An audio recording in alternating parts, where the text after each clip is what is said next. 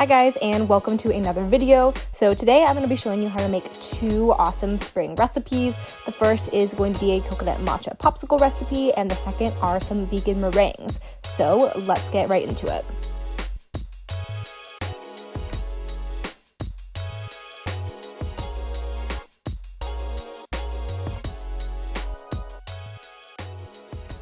Alright, so the first thing that you're going to need for these coconut matcha popsicles are some little popsicle molds. If you don't have something like this, you can also use like a silicone mold, anything where you can really push out something that's frozen. So the ingredients you will need for these popsicles is 1 can of coconut milk, some melted down sweetened condensed coconut milk, and then some matcha powder. So the first thing we are going to do is pour our coconut milk into a bowl.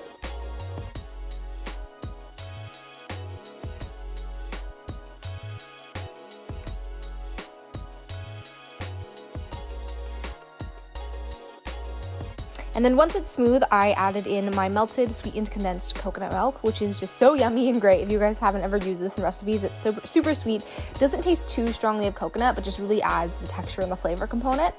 Then I'm adding in my matcha powder, and here's what you shouldn't do is add it straight to your batter, because then it's going to be a little bit lumpy.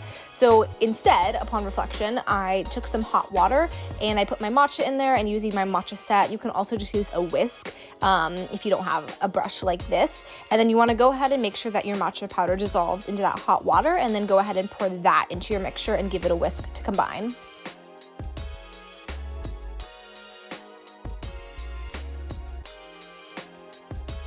All right, and then we're gonna scoop this into our popsicle mold. You can pour, you can spoon, you can do whatever works for you. I poured the first one and it just way overflowed, so I went and grabbed this like spoon thing and was spooning it in there, but yeah, do whatever works for you.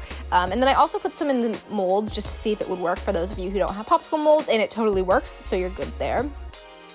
And then I'm going ahead and sticking the lids on these.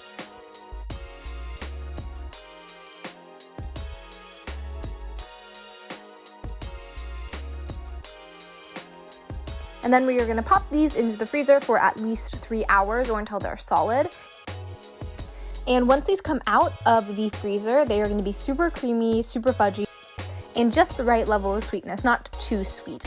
But yeah, so make sure you run some warm water over the containers to help get them out of the molds.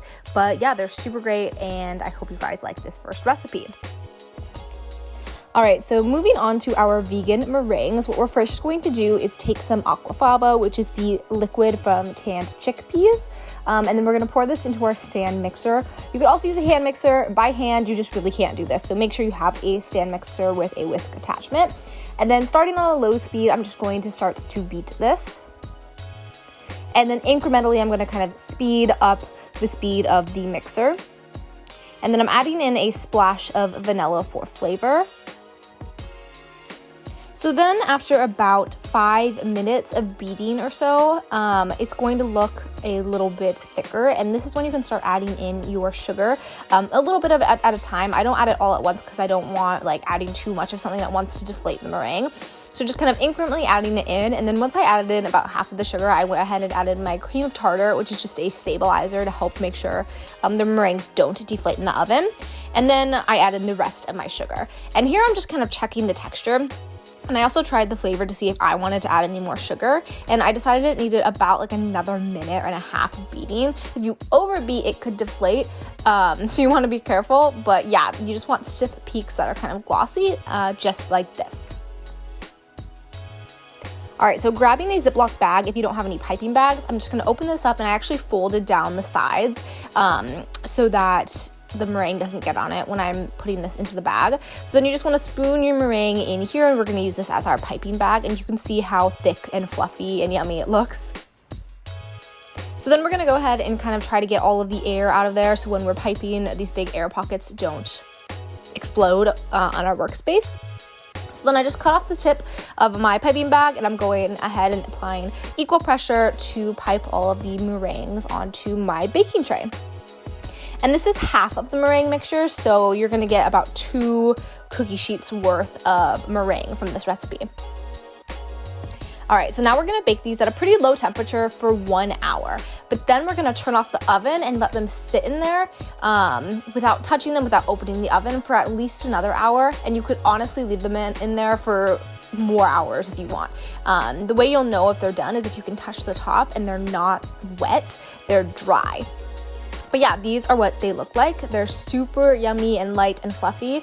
And yeah, so I hope you guys liked these 2 spring recipes. And I'll see you in the next video.